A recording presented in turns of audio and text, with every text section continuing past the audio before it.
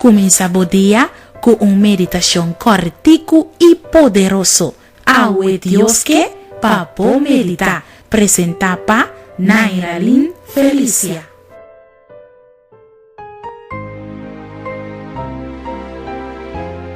El título de nuestra meditación pa aweta, ¿quién ta el centro de bo plan nang? Hopi ta toma e courage de comenzar el día sin hacer oración, sin estudiar la palabra de Dios y sin meditar arriba la palabra de Dios. Hopi ta toma el riesgo de planear la vida sin Dios. Hopi ta hace esfuerzo, trabaja para alcanzar un sueño sin Dios.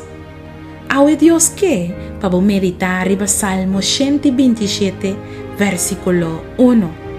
Si Señor no traja ekas, ta en vano es nan que ta trae, ta traja cansa culpa.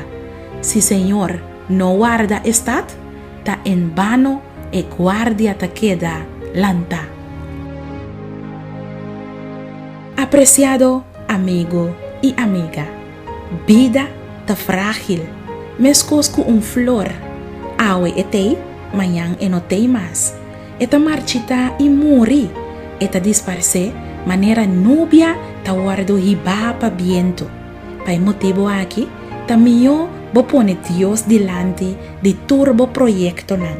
Si Dios no va bo delante, ta por nada bo ta cansa bo curpa. Así Dios es centro de bo plan nan.